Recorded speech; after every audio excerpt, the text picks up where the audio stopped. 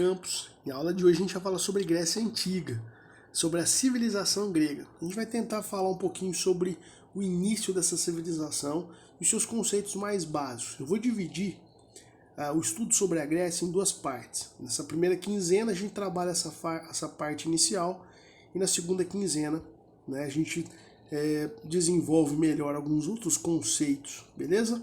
Bora lá! Bom, pessoal, a civilização grega, né, ela vai se desenvolvendo numa península que a gente vai chamar de Balcãs, né? E ela foi uma das principais civilizações do mundo antigo. E até hoje eles trazem, ou eles trouxeram para a nossa cultura ocidental muitos valores, né? A gente se remete muito aos gregos, né? E eles herdaram, ou melhor dizendo, nós herdamos deles, né, várias ideias, vários conceitos, vários valores. Esses valores eles estão difusos em vários aspectos da nossa vida, na arquitetura, na forma de pensar, na filosofia grega, Sócrates, Platão, Aristóteles, são a base aí de várias das nossas ideias modernas, né, contemporâneas, a ideia de democracia, como a gente pensa a questão da beleza, como a gente pensa a felicidade, como a gente pensa a estética, né? As palavras, muitas das palavras do português, elas são de origem grega. E a própria ideia do teatro, da arte, da dramaticidade, da tragédia, é algo que os gregos já exploravam bastante, que nós, até hoje, utilizamos isso, seja no teatro, seja no cinema, seja nas novelas. São ideias que são muito, né, utilizadas e que têm sua origem lá na Grécia Antiga, tá bom? Bom, principalmente Atenas aí, a gente vai falar um pouquinho mais sobre isso. Essa é a Grécia, né, se a gente para pensar, né, ela começa na Península Balcânica e ela foi expandida, né, porque a gente conhece hoje como a Turquia, né, com essa região aqui também da Ásia, né? Então a gente tem aqui quando a gente fala de Grécia, a gente está falando de civilização, tá? Bom, a Grécia ela não é um território unificado, né? Diferentemente, por exemplo, de Roma, que tinha um imperador, né? Do Egito, que tinha um faraó que dominava tudo, a Grécia não. A Grécia ela não tinha um território unificado, mas uma cultura igual. Os gregos eles falavam a mesma língua, eles professavam os mesmos deuses, e os gregos eles tinham costumes parecidos, mas eles se espalhavam em diversas cidades e estados. Como assim, professor? A Grécia, cada cidade na Grécia, ela tinha seu próprio governo, né? E ela tinha suas leis específicas. Então você era cidadão da sua cidade. Então, por exemplo, existiam várias cidades na Grécia: Esparta, Atenas, Corinto, Tebas, Micenas, Mileto. Você era um cidadão de Mileto, de Corinto, de Atenas, de Esparta, né? Apesar de você ser considerado um grego, porque você falava a mesma língua, professava os mesmos deuses, tinham costumes parecidos, né? Cada cidade tinha suas leis e tinha, digamos assim, os seus governos. Então você era um cidadão, né, da sua cidade, né? Você não era igual hoje, eu sou um cidadão brasileiro. Não, eu sou um cidadão da minha cidade. O que explica isso? Para muitos historiadores, as condições geográficas da Grécia ajudam a explicar bastante, né, essa ideia de cidade-estado, né, onde cada cidade é um país, né? A gente vai falar de polis grega, que é isso, na verdade, que é a mesma coisa de cidade-estado. Como eles têm esse poder político fragmentado, a gente consegue entender que boa parte da causa dessa característica da política grega, de descentralização política, de divisão política, cada cidade ter seu poder e suas leis, onde? Nas condições geográficas, né? O terreno lá na Grécia ele é muito acidentado, então tem muita montanha, né? O litoral ele é cheio de recortes, né? Ele é de difícil acesso. Mesmo dentro do território grego, você tem dificuldades de acesso, de transporte. Isso fazia com que as regiões elas não se comunicavam muito bem entre si, né? O que gerava um isolamento de uma região com a outra. Por isso não existia uma unidade política, né? Cada cidade tinha sua política, seu governo distinto, beleza? E esse isolamento fez com que os gregos cada vez mais saíssem da Grécia e fossem tomar outras regiões, né? Seja pelo comércio, seja pela guerra, mas principalmente pelo comércio, eles expandiram o jeito grego de pensar o mundo, né? E por isso a gente vai falar que a Grécia, ela se expandiu para além da Grécia, né? Então tem colônias gregas, e aí como o próprio mapa mostrou, né, no slide anterior, tem cidades gregas que pensam, né, e que são cidadãos gregos dessa forma, por pensarem, agirem como os gregos, né, na Ásia, né, na Europa, né, na Itália, no norte da África. Então a Grécia, ela influenciou uma grande quantidade de pessoas. Bom, então a gente viu aí um terreno montanhoso, né, vales profundos, pequenas planícies, uma costa muito recortada. Foi o que a gente acabou de explicar, que esse relevo montanhoso, como dificultava o contato entre as cidades, pelo que as populações começaram a desenvolver-se isoladamente, formando cidades-estados ou polis, né? Cada uma tinha suas leis e seu governo próprio, né? E exércitos próprios, beleza? Essa é a ideia de polis. O que era uma polis? A polis é a cidade grega, e ela era geralmente dividida em três partes. A Acrópole, que é a parte alta, né? Era o centro da vida religiosa, na onde geralmente os templos, cada cidade ela era devota de um deus. Naquela época os gregos eles eram politeístas. Então era normal, por exemplo, no caso, por exemplo, de Atenas, o Paternon era um templo dedicado à deusa Atena, que era filha de Zeus. Atenas tem um nome de Atenas porque é uma homenagem a Atena, que é a deusa. E aí você tem, por exemplo, os templos, o templo de Atena, a Acrópole, né, é onde está o Paternon, que é esse local, que é essa construção bem ao lado alto da cidade, tá? E é o centro da vida religiosa e na onde estão os templos religiosos, né, da cidade. Você tem a Ágora, que é a praça pública, tá? A Ágora era a parte mais baixa da cidade, onde se encontravam as zonas residenciais, né? Onde você tem você tem comércios, você tem regiões administrativas, tá?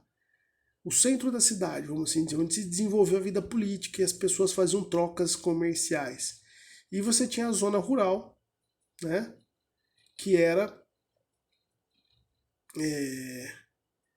os pastos, os bosques que ficavam no entorno, na parte baixa da cidade, tá?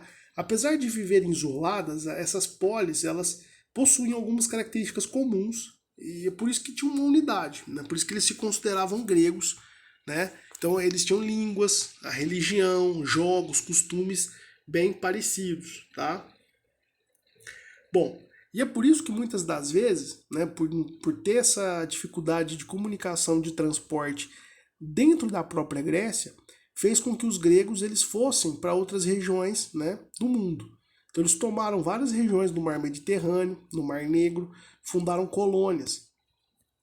E razões que levaram a este movimento foram a necessidade de terras, né, para agricultura, a procura de matérias-primas e a procura de produtos para comercializar nos seus mercados e venderem também aquilo que eles produziam, né? Entre essas colônias e a metrópole grega, mantinham-se ligações comerciais, religiosas e até culturais. Isso mostra para gente que muitas dessas colônias elas começaram a assimilar, né, a cultura grega. Então a gente tem a cultura e a arte grega sendo expandida para diversas regiões do mundo a partir desse contato, dessa interação, né? As primeiras cidades gregas elas surgiram mais ou menos a civilização grega por volta do ano de 2500 a.C. Alguns povos, os aqueus, os jônios, os eólios e os dórios, foram para essa região, tá? Que a gente conhece como Grécia. A primeira grande civilização na Grécia foi a civilização de um povo chamado cretense. Tem uma ilha chamada Creta e essa galera dominou, né? Tinha um rei que dominou praticamente toda a Grécia. Então existia um líder religioso e político, que era o rei de Creta, ele dominava toda aquela região. Mais tarde, os cretenses perderam poder para uma outra região, a região ou a civilização minoica, que vai incorporar muito do que, do que a cultura cretense tinha, tá? E vai desenvolver uma forma mais antiga da escrita grega. Foram as primeiras escritas começaram naquela região com a civilização minoica, tá bom? E vai fundar várias colônias na Ásia Menor, na região ali de Mileto. E esse legado cultural da civilização cretense e minoica vai ser o legado para a civilização grega que vai ser formada a partir disso, tá?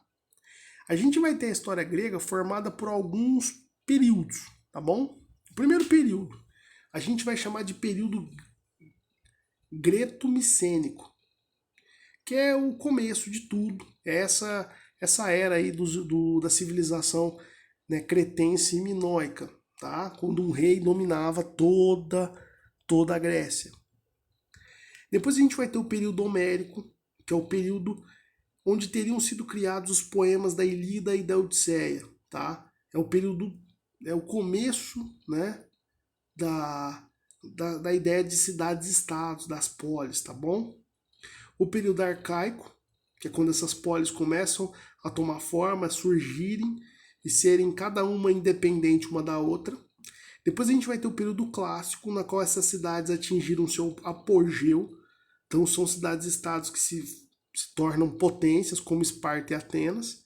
E depois a gente vai ter o período helenístico, que é a decadência da polis grega, que vão cair sobre domínio dos macedônios, principalmente ali o Alexandre o Grande, que é o grande rei macedônico, que vai levar a cultura grega para o mundo inteiro, mas vai dominar a Grécia, e depois pelos romanos, que vão ser os grandes dominadores da Grécia num período posterior.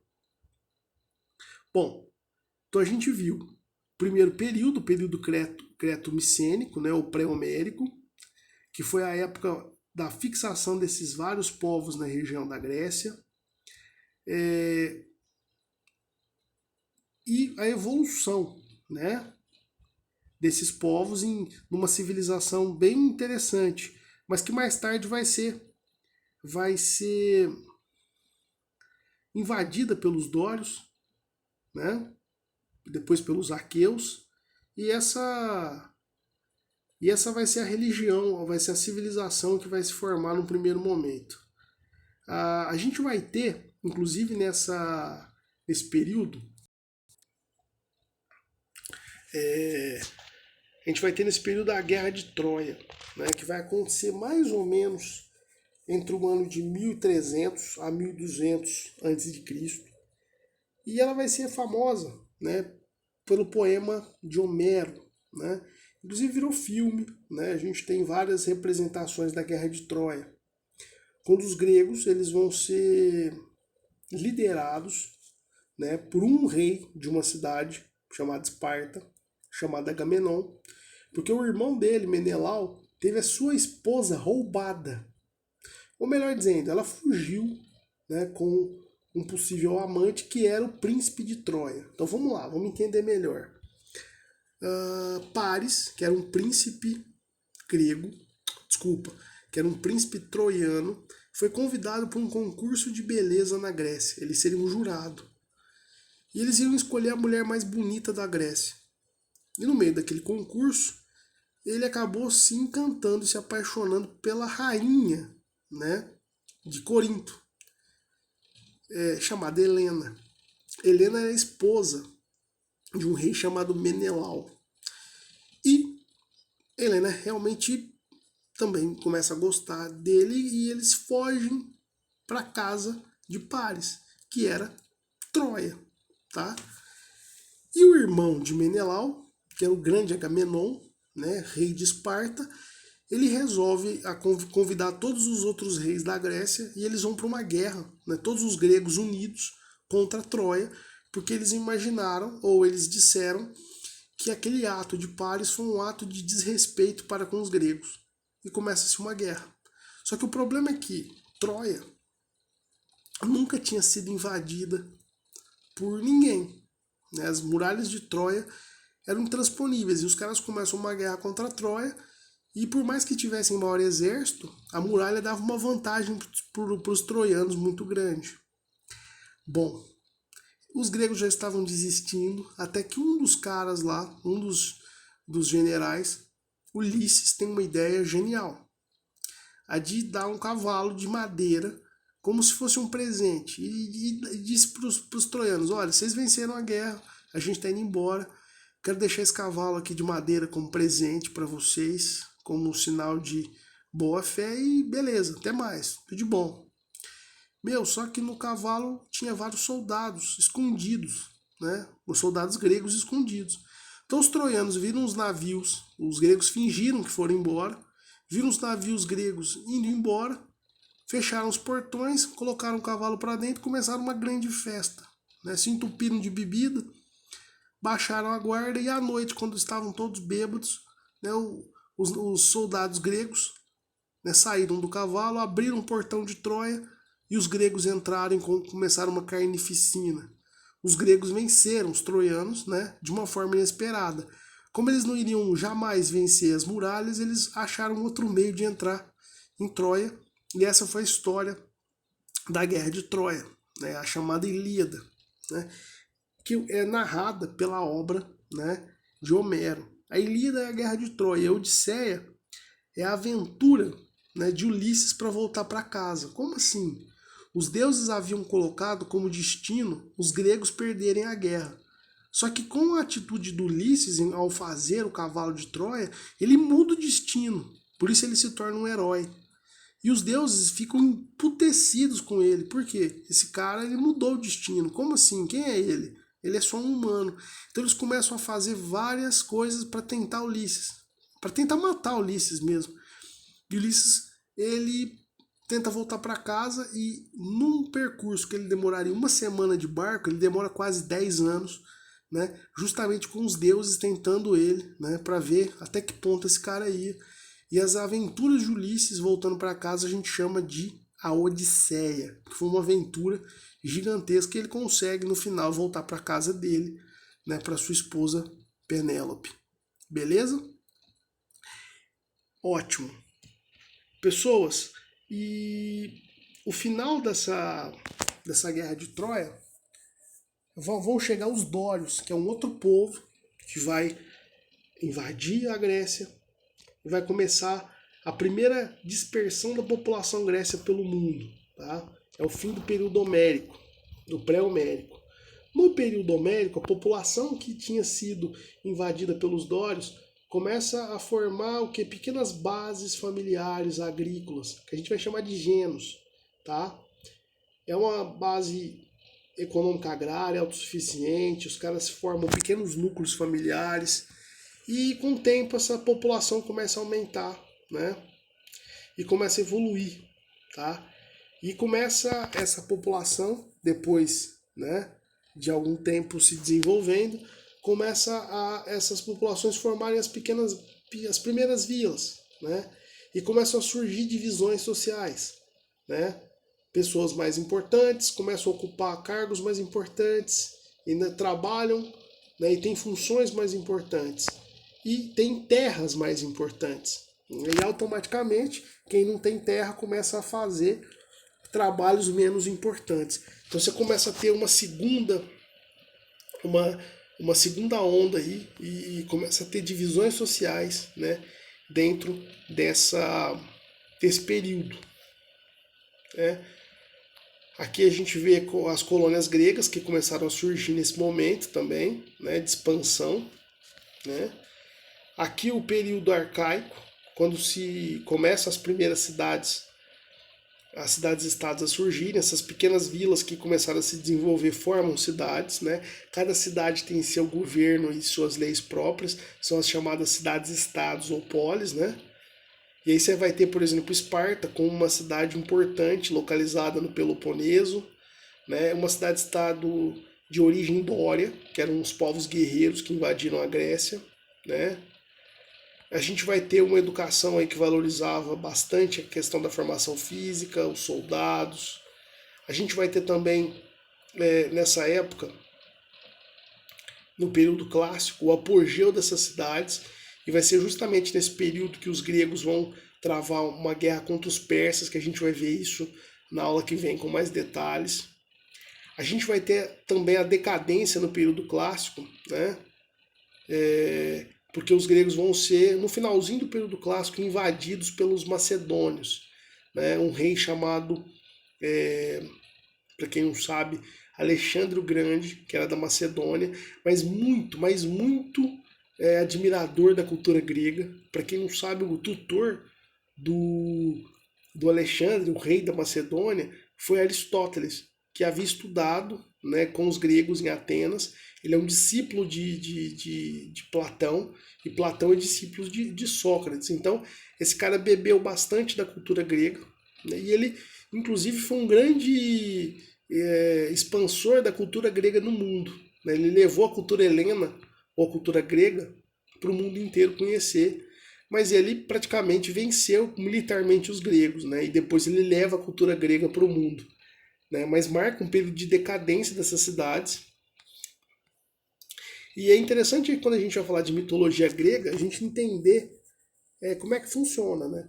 Os gregos eles adoravam vários deuses, era uma religião politeísta, e cada deus ele é representado por uma forma humana, tá? A religião grega então ela é antropomórfica, os deuses são humanos e eles habitavam um local chamado Monte Olimpo, né? E lá se encontravam alguns deuses. Quais? A gente tem Zeus, que é o senhor do Olimpo, Héstia, que é a deusa do lar, Démeter, da agricultura, Poseidon, dos mares, Ares, da guerra, Héfestos, do fogo, Hermes, do comércio, Asclépio, da medicina, Atena, filha de Zeus, da inteligência e da sabedoria, Diana, da caça, Afrodite, do amor e da beleza, né? A gente vai ter Apolo, deus do sol, das artes, da razão, Dionísio, do vinho, e Hades, que é um dos irmãos de Zeus e de Poseidon, que tomaria conta do submundo, tá? O mundo dos mortos. Bom, e é interessante na história dos gregos que eles vão viver, os deuses mais importantes vão viver no Olimpo, tá? Os 15 principais. Inicialmente essa morada localizava-se no Monte Olimpo, na Tessália, que é uma região, e depois passou a ser localizada entre as nuvens, no misterioso local no céu, né? E a palavra Olimpo se tornou uma verdadeira abstração. Os deuses mais importantes eram os que eu citei, né? No Olimpo, esses deuses passavam o tempo em maravilhosos palácios, eternamente em festa, comiam ambrósia e bebiam néctar, alimento exclusivamente divino, ao som de liras, de Apolo, ao canto das musas e à dança das carétides. Bom, e pessoas, o que acontece? Né? Eles foram os grandes criadores, né, da civilização e dos homens. E os gregos eles tinham uma vida muito voltada, né, para essa ideia religiosa. Então a gente vai ter aqui nessa época você praticava ainda o culto aos heróis, esses seres mitológicos, esses seres que eles consideravam pessoas que eram sobre-humanas, por exemplo, Teseu, Épido, Perseu, Hércules, que eram semideuses, né? Pessoas que, como os deuses eles traçavam os destinos dos homens, os heróis eram aqueles que podiam ser humanos, como era Ulisses, ou semideuses, como sendo metade homem, metade deus, quando alguns desses deuses tinham alguma relação com alguma humana e nascia um semideus. Porque eram pessoas, por que consideradas heróis? Porque eram pessoas que desafiavam o destino imposto pelos deuses, tá? E aí eles vão construir de verdadeiros templos a esses heróis, ou a esses deuses, e eles vão começar a fazer algo interessantíssimo, jogos esportivos, né? Muitas dessas cidades elas eram inimigas ou adversárias comerciais ou militares umas das outras. Os Jogos Olímpicos eles começaram a se tornar uma forma das pessoas elas resolverem suas diferenças e suas, digamos assim, suas adversidades de forma esportiva. Então, a Olimpíada era vista além de uma manifestação de louvor aos deuses, como uma forma também de manter a paz. né? Então, eu não gosto dos espartanos. Então vamos decidir isso onde? Né? No esporte. Quem vencer no esporte mostra que a minha cidade é melhor que a sua. Então essa competitividade era muito interessante porque ela foi convertida no mundo do esporte, né? Quando a gente fala da Grécia. A arte grega, ela é muito conhecida pelas pilastras, então a gente vê aí uma arte bem bonita, né? Uma arquitetura que até hoje, de certa forma, influenciou bastante a arquitetura atual, né? As esculturas gregas são sempre esculturas que relatam com minuciosidade o corpo humano. Então você vê a musculatura, as feições do rosto. Isso é muito importante, que é uma arte muito minimalista, né? A escultura. Para a época, então, é algo que vai influenciar, obviamente, aí, né, a arte, né, atual. Até hoje você tem uma forte influência das esculturas e da arte grega. Assim como também Fídias, Miron, são muitos exemplos de artistas gregos aí que marcaram época, né? A gente vai ter pinturas em cerâmicas, que era muito comum, né, esses desenhos aí, que é algo que a nossa sociedade, de certa forma, também incorporou. E o teatro, né, que era... A gente tinha verdadeiros teatros aí, como vocês veem O formato, inclusive, dos teatros atuais segue muito do modelo que os gregos criaram. Você tinha um palco e você tinha uma arquibancada, eram teatros abertos, sem uso de microfone. Então eles faziam teatro para ter uma acústica com que a voz dos atores pudesse ser escutada em todo o recinto. Então era bem interessante que é muito do que se utiliza hoje, essa estrutura nos teatros atuais, tá bom? Bom, galera, era isso. Essa é a primeira parte, aí a gente vai trabalhar um pouquinho mais na aula que vem. Espero que vocês tenham aprendido, espero que vocês tenham gostado. Grande abraço.